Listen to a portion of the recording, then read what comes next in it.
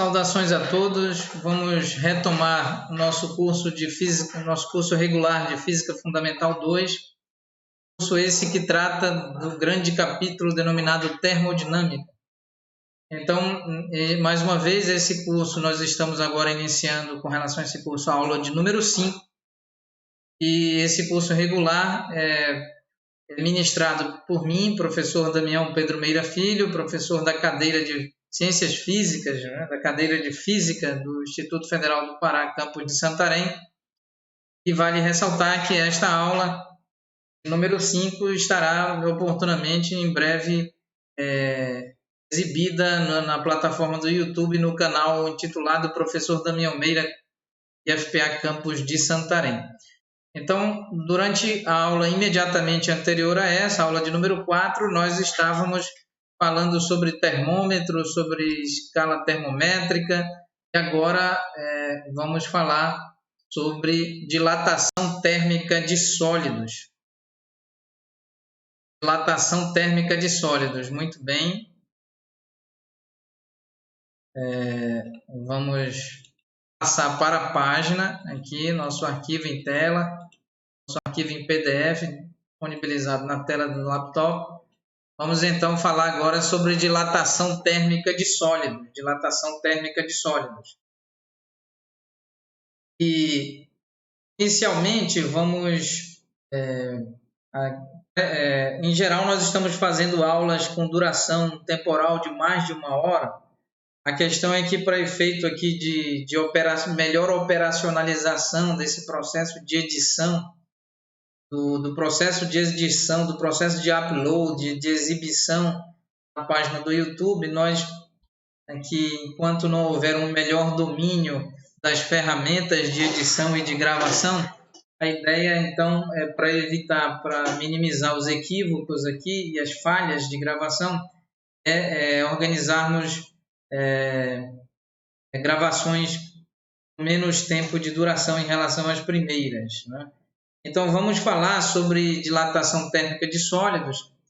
Não esquecer que existe, uma grande área chamada ciência dos materiais, engenharia dos materiais, que tem utilidade tanto na engenharia química, quanto na engenharia física, quanto na engenharia mecânica, na engenharia civil, na engenharia elétrica, na eletroeletrônica, na eletrotécnica, entre outras áreas. E então... aqui nós vamos fazer uma abordagem bem trivial, bem básica, bem introdutória, bem fundamental em nível de termodinâmica básica. Então, vale ressaltar que as estruturas sólidas, são essencialmente compostas por moléculas, retículos cristalinos. Por sua vez, essas moléculas e retículos cristalinos são formados por átomos. Então, nós não devemos esquecer que no âmbito da teoria cinética dos gases e no âmbito da mecânica estatística clássica, os átomos, as moléculas, os íons, os retículos cristalinos, todas as estruturas materiais apresentam no âmbito microscópico energia cinética de translação, energia cinética de vibração, energia cinética de rotação, uma energia potencial gravitacional entre as moléculas que compõem o material, uma energia potencial elétrica entre as moléculas que compõem o material. Então, sobre esses temas sobre energia interna, energia total, energia térmica, nós, ao longo do nosso curso de termodinâmica básica e de teoria cinética dos gases, nós faremos uma abordagem bem mais detalhada, bem mais didática sobre todos esses temas que nós estamos citando agora. De todo modo, a temperatura é uma grandeza macroscópica, um parâmetro macroscópico utilizado pela termodinâmica para definir, junto com a pressão e o volume, um sistema termodinâmico, e um sistema termodinâmico necessariamente é um sistema macroscópico composto por um número da ordem do número de Avogadro. Em geral, nós temos 1 mol ou mais de 1 mol, múltiplo do número de mols, que compõe um sistema termodinâmico. E um sistema macroscópico, então, é composto aí por uma quantidade que é, no mínimo, da ordem de 6, 10 elevado a 23 partículas, átomos, moléculas, íons ou retículos cristalinos. e o que ocorre é que existe toda uma dinâmica interna, embora, se nós considerarmos aqui uma estrutura material sólida, um corpo extenso, esse corpo extenso, o seu centro de massa, o seu centro de gravidade, o seu centro geométrico podem estar eventualmente em repouso em relação a um determinado sistema de referência, sim. Porém, a dinâmica das moléculas, a dinâmica interna dos íons, moléculas, retículos cristalinos e átomos que compõem esse sistema, que macroscopicamente está em repouso, a dinâmica interna e microscópica desse sistema, pelo contrário, nunca está em repouso. Então, à medida que a temperatura aumenta, à medida que o sistema macroscópico recebe energia térmica de um outro determinado sistema, é aquecido, então a temperatura aumenta, e a temperatura aumentar significa que o valor médio da energia cinética de translação das moléculas que compõem o material aumentam também. E se aumentam, se o valor médio da energia cinética de translação aumenta, tanto dos retículos cristalinos quanto das moléculas, a tendência é que essas moléculas, esses retículos cristalinos, ocupem um espaço tridimensional cada vez maior, e esse efeito em cadeia ao longo do material, das moléculas e retículos cristalinos que compõem o material, gera então, por consequência, um efeito macroscópico externo, visível, verificável externamente, visualmente. Esse efeito é denominado de dilatação térmica de estruturas sólidas. Então, macroscopicamente, essas estruturas sólidas sofrem uma variação nos seus comprimentos, seja na direção do eixo X, na direção do eixo Y e na direção do eixo Z, gerando então uma variação tridimensional, ou seja, uma variação de volume no comprimento do material. Muito bem, aqui nós não estaremos estudando a física de estados sólidos, a ciência de materiais, nós estaremos apenas fazendo uma abordagem muito superficial, muito simples, muito trivial, muito introdutória, incipiente até, sobre a dilatação térmica de sólidos. Então, vamos abordar aqui os resultados laboratoriais experimentais utilizados. É óbvio que física de estado sólido, a ciência de materiais, tem aplicação na engenharia química, tem aplicação na química, tem aplicação na biologia, tem aplicação na engenharia elétrica, na eletrotécnica, na microeletrônica, tem aplicação na engenharia civil, na engenharia mecânica e em outras áreas do saber científico. Certamente é matéria de estudo da física. Então, da física de estado sólido, da física molecular, da física de cristais, certo? Então, aqui nós vamos considerar uma estrutura, uma barra, por assim dizer, uma estrutura macroscópica, uma estrutura material, um corpo extenso, dotado de massa. E então, essa estrutura em regime de estado sólido, nós vamos considerar aqui um sistema de coordenadas, um sistema de coordenadas cartesiano, aqui eixo X, com origem coincidindo com uma das extremidades da estrutura material extensa, desse corpo extenso, dessa estrutura no estado sólido. Então, quando a temperatura é a temperatura inicial, T subíndice 0, o comprimento é x0. Quando a temperatura é a temperatura T, o comprimento é x. E então, nós temos aqui uma variação de comprimento, ΔX, que é igual a x menos x0. Essa variação de comprimento está diretamente associada a uma variação de temperatura final menos temperatura inicial.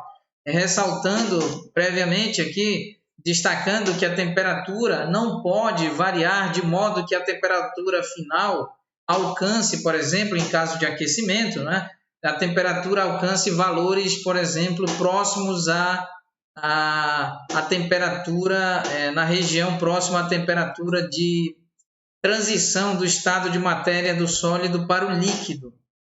Caso contrário, a variação de temperatura implique de tal modo que a temperatura ao aquecimento alcance essas temperaturas elevadas, então o material derreter-se-á e fundir-se-á e, portanto, sairá do estado sólido para o estado líquido, transitará do estado sólido para o estado líquido, e essa transição, então, não permite, ela de tal modo, ocorre de tal modo que as expressões, as equações, as expressões matemáticas aqui apresentadas, que serão aqui apresentadas, elas não apresentarão qualquer tipo de validade, certo? Não serão válidas.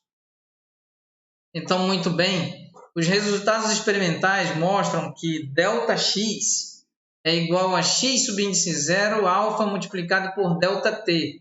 O que é o alfa? O alfa é o coeficiente de dilatação linear do material. Isso dependerá do material, da composição, da liga, qualquer que seja o material, mistura de materiais, o composto e tudo mais. Então, no estado sólido, nós podemos designar e atribuir e medir experimentalmente um alfa. Esse alfa é o coeficiente de dilatação linear do material no estado sólido. Então, esse resultado é experimental, e se nós substituirmos aqui ΔX, x subíndice 0, alfa, ΔT variação de temperatura, nós temos x menos x subíndice 0 igual a x subíndice 0 multiplicado pelo coeficiente de dilatação linear do material no estado sólido, variação de temperatura, temperatura final menos temperatura inicial. Então, se nós transferirmos para o outro lado da igualdade o menos x0, então nós temos x igual a x0 mais x0 alfa, entre parênteses, variação de temperatura. Então, se pusermos o x0 em evidência, nós temos x igual a x0, abre chaves 1 mais alfa, variação de temperatura, fecha chaves. Então, esta expressão ela é válida para uma dimensão no eixo x.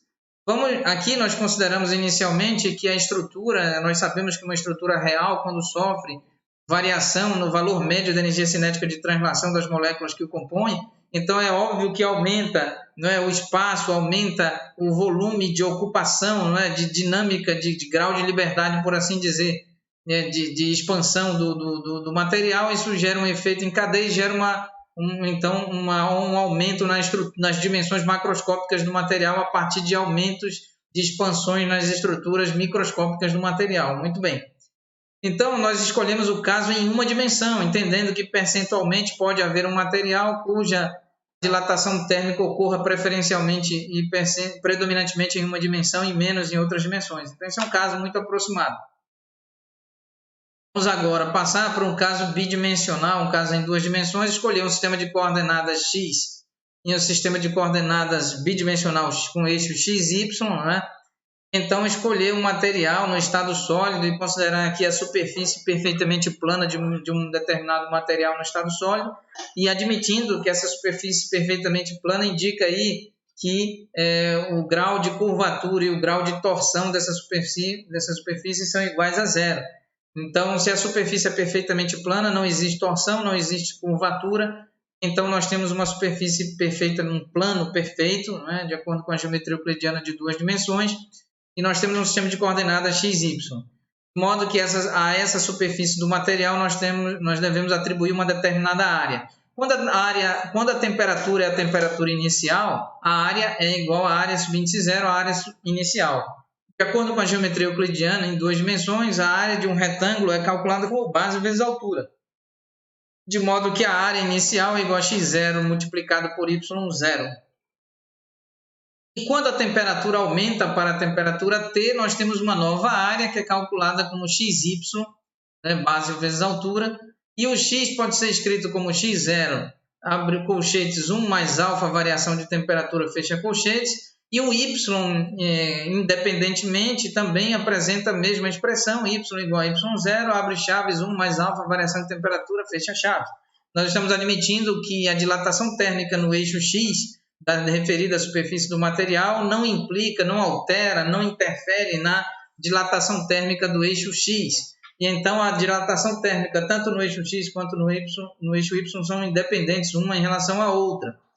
Então, essa dilatação ocorre de forma concomitante e com a mesma dinâmica de dilatação térmica, tanto no eixo x quanto no eixo y. Portanto, as expressões são equivalentes.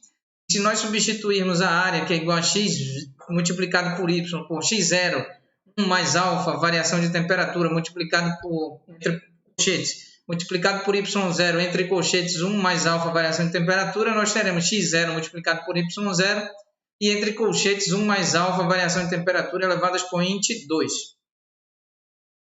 Então, nós temos aí a área, por fim, a área que é igual à área inicial, por assim dizer, a área associada à temperatura inicial, T0, não é? E a área associada à temperatura final, T. Muito bem. Então, como resultado, nós temos área igual à área inicial, entre chaves 1 mais alfa, coeficiente de dilatação linear do material, multiplicado pela temperatura final, menos a temperatura inicial, não é? entre parênteses, e tudo isso elevado a expoente 2 dentro do colchete, dentro das chaves.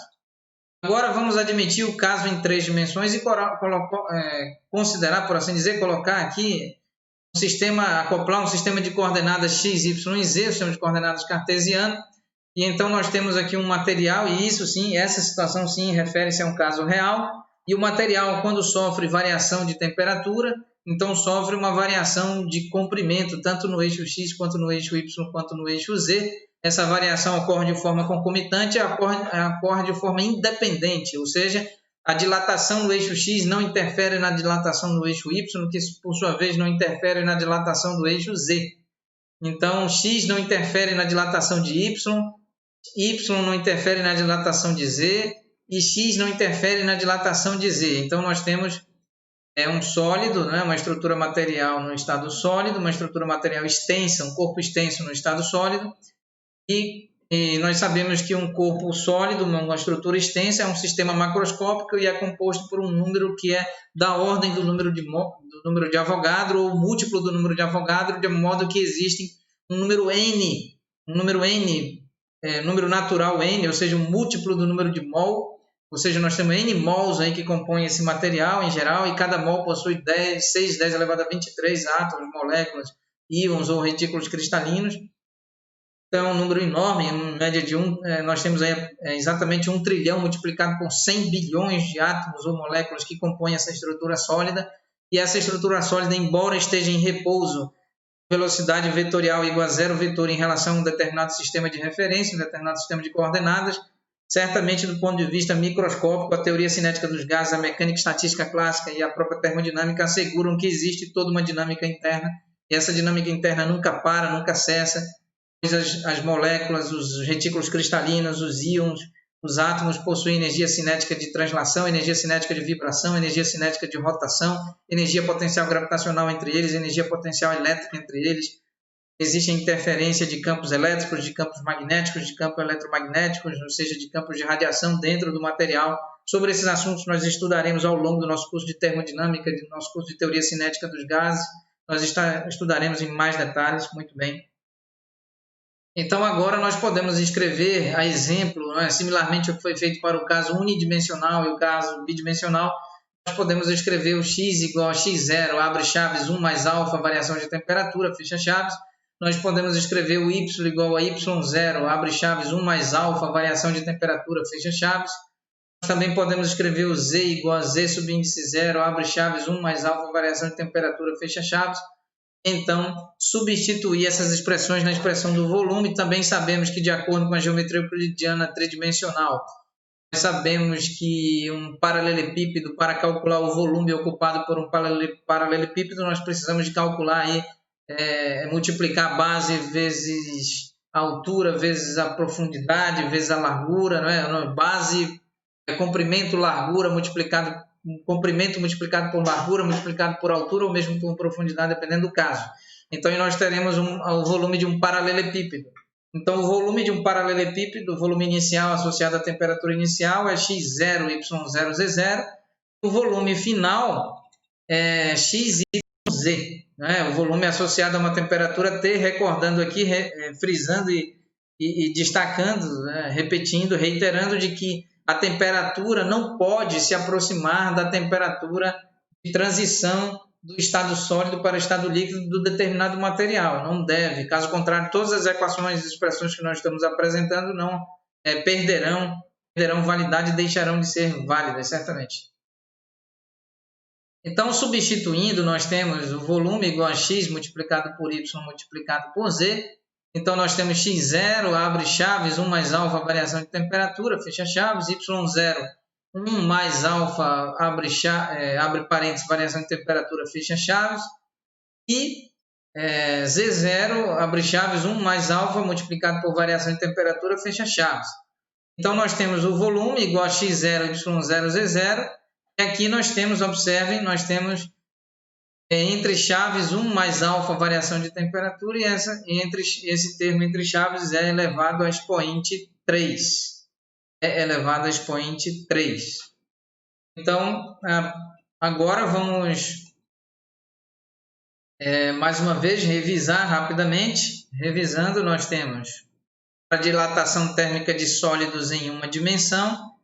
Nós temos x igual a x0, 1, abre chaves, 1 mais alfa. Alfa é exatamente o coeficiente de dilatação linear do material. Isso dependerá da composição de cada material.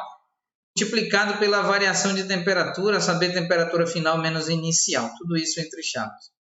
O x0 é exatamente o comprimento inicial dessa estrutura material extensa, desse corpo extenso, dessa barra, por assim dizer, e está associado à temperatura inicial, ao passo que x está associado à temperatura final. Vale ressaltar que essa variação de temperatura pode ocorrer nos dois sentidos. Pode ocorrer uma variação de temperatura positiva, indicando que houve um aquecimento do material. O material recebeu energia térmica, certo?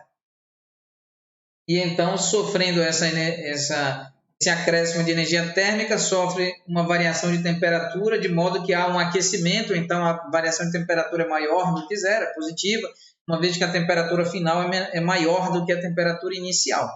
Muito bem, por que isso ocorre? Porque o valor médio da energia cinética de translação das moléculas, dos átomos, dos íons e dos retículos cristalinos que compõem esse material no estado sólido, essas moléculas, essas estruturas internas, essas estruturas microscópicas, por assim dizer, elas possuem um valor médio de energia cinética de translação que está associado à temperatura, diretamente associado, e quando a temperatura aumenta em virtude da transferência de energia térmica para esse material, ocorre que as colisões aumentam, os números de colisões aumentam e aumentam também o espaçamento, ou seja, o grau de liberdade em uma dimensão aumenta a distância, os limites, do deslocamento, os limites espaciais dos deslocamentos das moléculas. Então, isso gera um efeito em cadeia internamente, na estrutura interna do material, microscopicamente, também transferindo energia cinética de translação para as moléculas circunvizinhas, para os átomos e para os cristais circunvizinhos, e isso então vai aumentando o espaço em 3 dimensões ocupado por esses átomos e moléculas, e isso então gera, por consequência, um aumento nas dimensões macroscópicas, nas coordenadas x, y e z, gerando um aumento de volume de todo desse material já em regime macroscópico.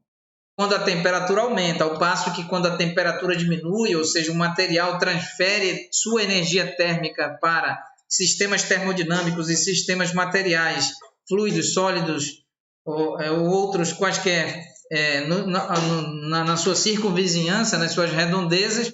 Então, quando há transferência do material, da barra, por assim dizer, da estrutura material extensa, em estado sólido para sistemas exteriores, então ocorre uma diminuição da temperatura e, portanto, uma diminuição nas dimensões associadas ao movimento das moléculas e dos retículos cristalinos, movimento dos átomos dentro do material, e isso, portanto, diminui essas dimensões internas, e a diminuição gradativa das dimensões internas gera, por consequência, efeitos macroscópicos tais que geram uma diminuição nas dimensões, tanto na direção X, quanto na direção Y, quanto na direção Z, das dimensões macroscópicas do material do corpo extenso. Então, nós temos aqui, para resumir, o resultado em uma dimensão, o resultado em 2 dimensões com o expoente 2, a área final é igual à área inicial, igual a 1 mais alfa, variação de temperatura, todo esse termo 1 mais alfa, variação de temperatura dentro de chaves elevado a expoente 2, indicando aí resultado de considerarmos a dilatação em 2 dimensões, e considerando a dilatação térmica de sólidos em 3 dimensões, nós temos uma expressão ao que nós temos volume igual ao volume inicial, 1 mais alfa, variação de temperatura, todo esse termo 1 mais alfa, variação de temperatura, elevado a expoente 3 dentro das chaves, aqui como mostra nossas notas de aula. Agora, um detalhe importante, mais uma vez, reiterando, é de que a variação de temperatura, sim, pode ser positiva ou pode ser negativa. Quando é positiva, quando a temperatura final é maior do que a temperatura inicial, o sistema foi aquecido e recebeu energia térmica do meio exterior. Quando que ocorre variação de temperatura menor do que zero, ou seja, temperatura final menor do que a temperatura inicial? Quando o próprio sistema em questão, o próprio sistema aqui analisado, esse sistema macroscópico, esse sistema material extenso, esse corpo extenso no estado sólido, transfere energia térmica de si, né, de sua estrutura interna para sua estrutura microscópica interna para meio exterior, para outros elementos no meio exterior. Então aí nós teremos sim uma variação de temperatura negativa e um desaquecimento, um resfriamento e, portanto, uma diminuição nas dimensões, tanto em uma dimensão, quanto em duas, quanto em três dimensões. Então nós temos dilatação e nós temos contração, por assim dizer, né? Dilatação térmica e contração térmica. Diminui volume quando diminui a temperatura, aumenta o volume quando aumenta a temperatura.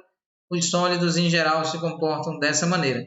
Então, para efeito eu peço compreensão a todos, essa aula estará disponível na plataforma do YouTube, no canal intitulado Professor Damião Meira e FPA Campo de Santarém.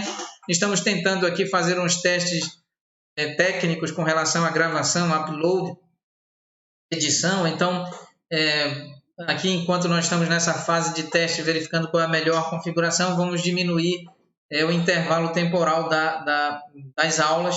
Então, peço compreensão, vamos encerrar a aula aqui, essa aula de número 5. Na aula de número 6, nós estaremos, então, analisando o caso em que o coeficiente de dilatação linear multiplicado pela variação de temperatura é menor do que 1 e maior do que 0, estaremos aplicando uma série infinita, a série infinita de Taylor, para fazer esse tratamento e apresentar resultados aqui mais, por assim dizer, mais compatíveis com a configuração de temperatura, tal que a temperatura não pode se aproximar de valores que estão próximos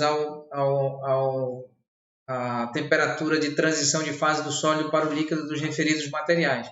Então, estaremos estudando em mais detalhes, e estaremos aplicando a expansão em série de Taylor já durante a próxima aula de número 6. Essa é a aula de número 5. Agradecemos a atenção de todos, o prestígio. Atenção, estamos prontos para receber observações, considerações, comentários, críticas construtivas e solicitações de correção, tanto no âmbito conceitual quanto no âmbito matemático. Agradecemos a atenção de todos. Muito grato a todos, muito grato pelo senso de deferência e pela atenção. Encontrar-nos-emos oportunamente durante a aula de número 6 para continuar nosso curso de termodinâmica básica.